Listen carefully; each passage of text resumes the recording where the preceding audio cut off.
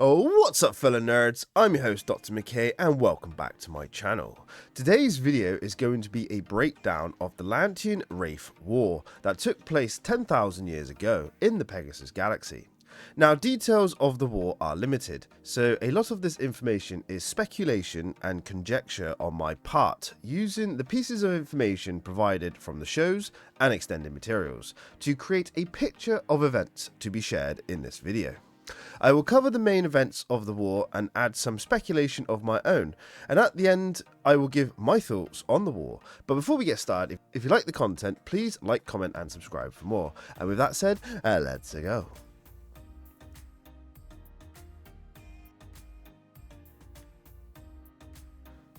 Before we dive into the war itself, let's break down the two factions of the conflict first.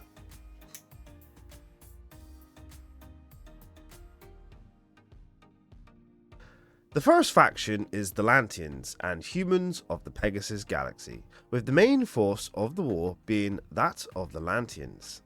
The Lanteans at the start of the conflict was the dominant force in the galaxy, occupying the majority of the galaxy.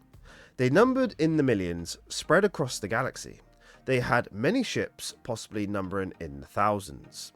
The ships of the line are the puddle jumpers, frigates, cruisers and Aurora class warships, and as many as 3 active city ships. Their technology was advanced and far superior to that of the Wraith, sporting advanced shields and weapons with advanced power generation, being some of the most powerful vessels ever to be built.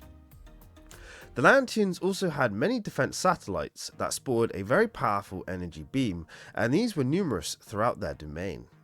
It's unclear on how old their fleet was or how long it would take them to build more ships or build replacements for destroyed ones, but one thing is clear: with each loss of a ship, it was a serious blow to the Lanteans. So what about the Lanteans themselves? Well, for starters, they are generally a peaceful race, choosing science and reasoning over violence. They also believe their superior technology cannot be beaten, and with that superiority complex came great arrogance. This led the Lanteans to underestimate their enemy, and it hindered their battle tactics and strategies. The Lanteans may have been extremely advanced, but they lacked any military experience and tactics. This was due to being the most advanced race in the stars, and not having anyone attack them for thousands of years. This led to complacency and underpreparedness. So what about the planets in the Lanteans' domain? Well, most were peaceful civilian outposts with little to no defences. Others were shared with low-tech level humans, with the majority of low-tech human worlds containing no Lantean presence at all. Some human worlds though had advanced and become technological with the guidance of the Lanteans, and did assist the Lanteans in the war effort. There was also maybe a handful of planets that contained heavy Lantean infrastructure like shipyards, mining, refining and production facilities, and of course, large civilian cities. But these were few and none were military installations. The Lanteans were widespread, but not militaristic. They lacked any meaningful defences, and the ones they had were powerful, yes, but lacked versatility. Their unpreparedness for war was their biggest weakness.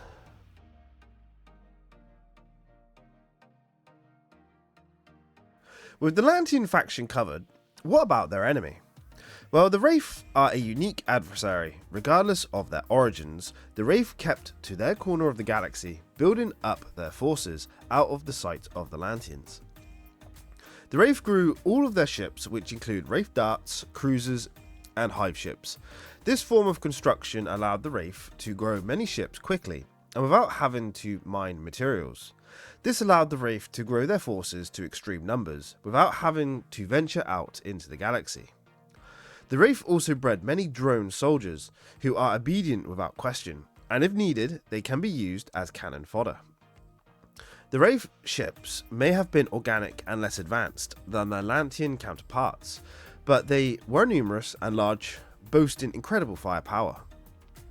The Wraith tactics were simple: outnumber the Lanteans with force, but this would take time and immense power generation. So the Wraith waited and prepared for hundreds of years, building up a force. Then once ready, they began. emerging with brute force tactics and numbers. They had maybe a few star systems at first in their corner of the galaxy, but soon everything would change.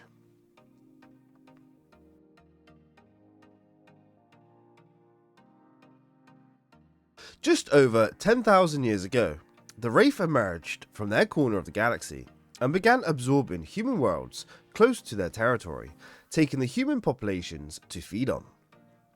The Lanteans, probably unaware at first of this, was caught off guard when a huge Wraith fleet emerged over a Lantean world, and so the first Lantean-Wraith battle begun, initiating the start of the Lantean-Wraith War. At first, the Lanteans took some initial losses with the surprise attack, but they soon rallied and with their superior weapons began to deal the first losses to the Wraith. But the Wraith kept coming, and the Lanteans soon became severely outnumbered. So one of two things happened. The Lanteans either fought to the last ship, or after taking too many losses, retreated, giving the planet over to the Wraith. One thing is certain, the Wraith gained territory pretty quickly, with the Lanteans falling back with each encounter. But with the Lanteans now aware of the threat, they soon reorganized their fleet and began to fight back, defending key worlds against the Wraith. The Lanteans began to deal losses to the Wraith, but for each Wraith ship destroyed, another one would take its place. The Lanteans, unable to replace ships as quickly as the Wraith, began to prioritize defending key worlds, leaving many worlds to succumb to the Wraith. But with the defenses of these key worlds taking priority, the conflict turned into kind of a stalemate. This stalemate was short-lived though, as it was a trap of sorts by the Wraith. The Wraith knew one Lantean ship could beat 3 of theirs, so they needed more ships. The Wraith held back much of their force to make the Lanteans feel like their defenses was holding, and with the Lanteans' overconfidence in their technology and their confidence in their defenses, decided to send a few of their Aurora-class warships, powered by ZPMs, deep within Wraith territory to find the homeworld of the Wraith. But this was the Wraith's plan all along. The Lanteans pushed deep, meeting little resistance, believing the Wraith had been diminished by their strong defenses. But unknown to the Lanteans, this was a ploy.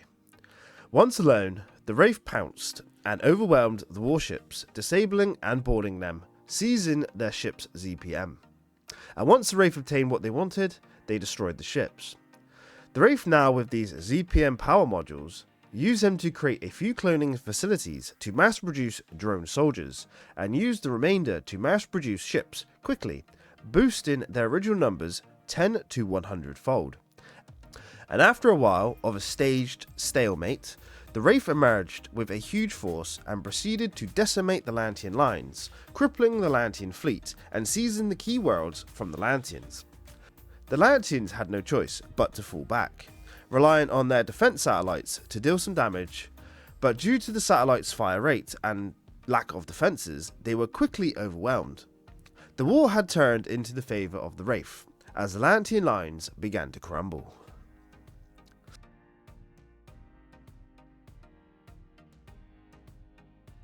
With the Lanteans now on the retreat, they began giving up their key worlds of infrastructure and production, opting to destroy the facilities to prevent the Wraith from using them. And with this blow to the Lanteans' resources, the Lanteans began to realise that they could not produce the needed war material to hold the line. So the Lanteans began abandoning outposts and retreating to Atlantis, falling back as the Wraith absorbed every human and Lantean world into their own.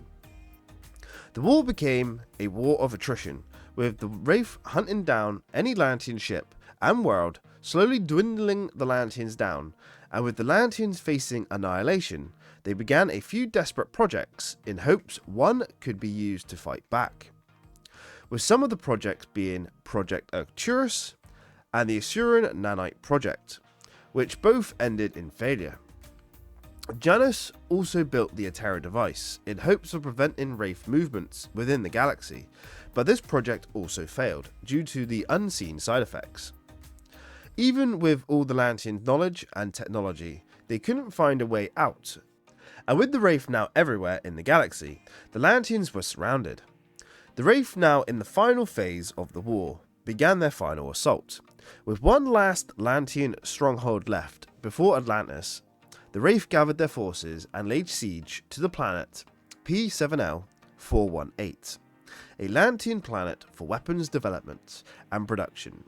This planet was the last Lantean planet producing weapons for the war effort, and so the Lanteans sent the remainder of their fleet to defend the planet, with at least 6 Aurora-class warships along with many cruisers and frigates to hold the planet. This battle was fierce and lasted for days, and was the last major battle of the war. But with the Wraith's overwhelming numbers, the Lanteans began to lose ships, and soon the lines broke, with the Wraith taking the upper hand.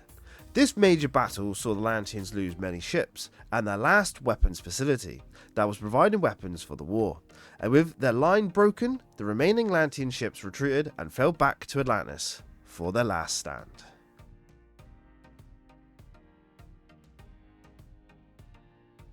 With the war nearing its end, and with the Lanteans losing every planet in the galaxy to the Wraith, the last remaining Lantean refuge left was Atlantis.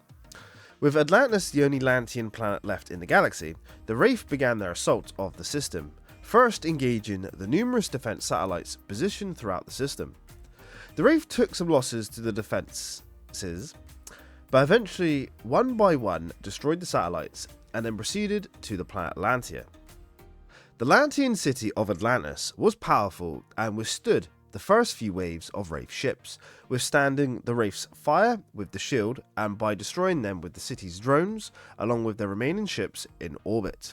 However, the Wraith kept coming in waves, never relenting, and soon the ships in orbit ran dry of drones and or were destroyed, and soon Atlantis found itself running short on drones too.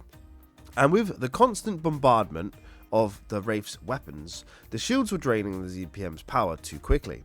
So the Lanteans decided to submerge the city into the ocean to prevent the Wraith's fire from hitting the shields, allowing them to survive longer on the power remaining. But this action trapped the Lanteans on the planet, and with only a handful of ships left, any hope of fighting back was gone. The Lanteans, unable to produce more drones or ZPMs to keep fighting, came to a realization that there was nothing left to do, so they recalled any remaining ships to Atlantis and tried to bring any surviving Lanteans there too. It was during this time the Lantean High Council heard of intel that could help them discover a weakness in Wraith technology, so they sent the Aurora, an Aurora-class warship, to the far reaches of the Pegasus galaxy to secure this information, in which they did. However, they was pursued by the Wraith and sustained heavy damage, preventing them from returning to Atlantis. And with the loss of the Aurora, the Lanteans had only one last attempt to end the war. They sent a Lantean delegation, protected by their remaining warships, to negotiate peace with the Wraith. But the Wraith did not want peace, they wanted annihilation and conquest. And so they destroyed the Lanteans' delegation and the remaining Lantean ships in orbit, including the transports carrying the last remaining Lantean survivors to Atlantis. And with that final blow, the High Council had no choice. They ordered the evacuation of Atlantis back to Earth and sent a signal out to any Lanteans that remained that the evacuation was now underway. This signal was received by the Lantean warship Tria, who was in a battle with Wraith cruisers. She won the battle but sustained damage. They knew the war was over and decided to travel to Earth and meet with the evacuees. They later lost their hyperdrive on the journey and proceeded to travel near light speed, continuing on. But due to the time dilation effects at those speeds, only a few years passed for them over the next 10,000 years, leaving them the last living Lanteans alive. With Atlantis evacuated and all the Lantean ships destroyed and all their territory absorbed by the Wraith, the war was over, with the Wraith taking victory over the Lanteans. The war lasted just over 100 years and saw the swift collapse of the Lanteans. The surviving Lanteans now on Earth were very few in number, with no hope to rebuild, decided to isolate themselves and pursue ascension, leaving the mortal plane behind. The Wraith, on the other hand, consolidated their dominance of the Pegasus galaxy and subjugated the remaining humans. The once great civilization of the Lanteans was now over. The only thing left of their domain was their eons of technology. left behind like the Stargates. And even though the Lanteans were now gone, their legacy remained, along with their mistakes.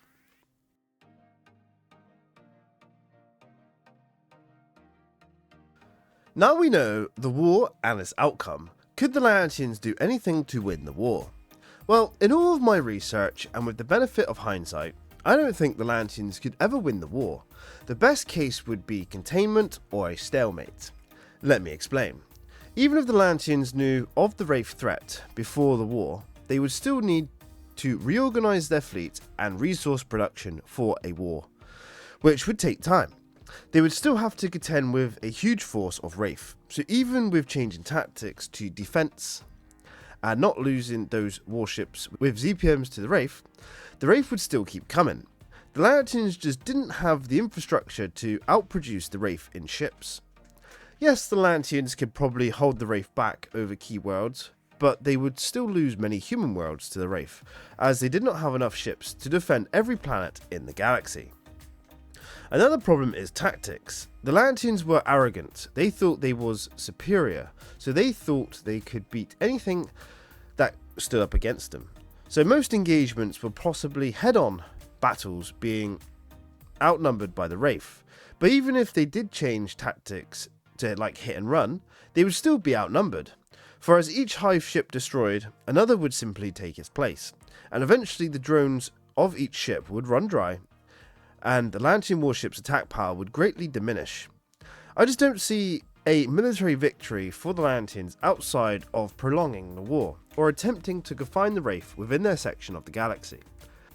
The longer the Wraith have, the more they can produce, and with the Lanteans being constantly attacked, the Lanteans would never produce more than they lost in ships and weapons than the Wraith can, and so it would only be a matter of time before the Lanteans would be overwhelmed by the Wraith. But what if the Lanteans pulled back, so they were not so spread out?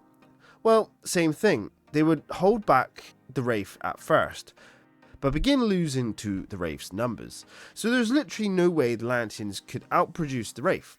Not at the start of the war, nor the middle, and definitely not at the end when the Lanteans didn't have any production facilities. The Lanteans would only prolong the inevitable. But what about the Assurans? Well, this is where it gets interesting. If the Lanteans used the Assurans like the Assurans eventually did on their own against the Wraith, the war could have been won pretty quickly, I might add.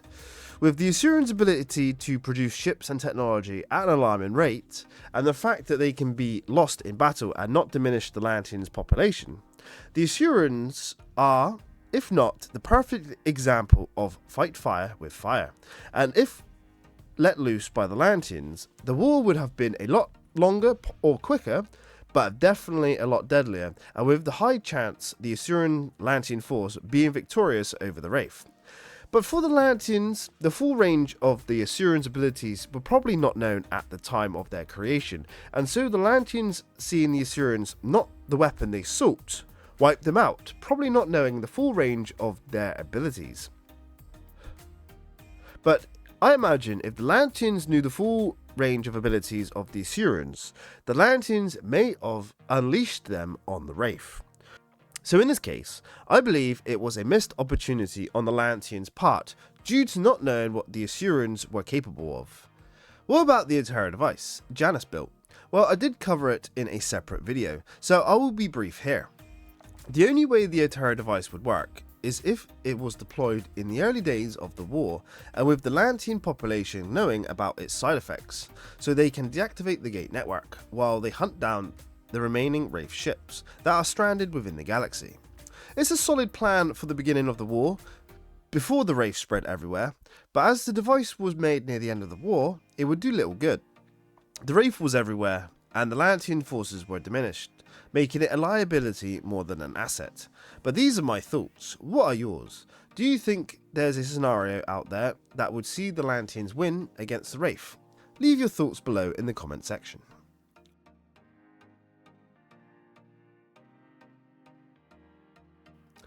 Well, there we go, my fellow nerds. This has been a breakdown of the Lantean Wraith War. I have included all the information I could find and put it together with a bit of my own theory of the events. And A lot of you may argue the Lanteans could have won against the Wraith due to their technology, but as I've laid out, no matter the scenario, the Wraith numbers were the deciding factor.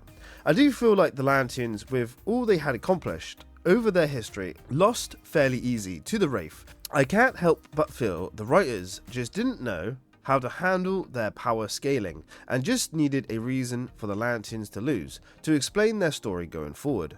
So whatever their reasoning was, it is what it is, and the lore needs to reflect it.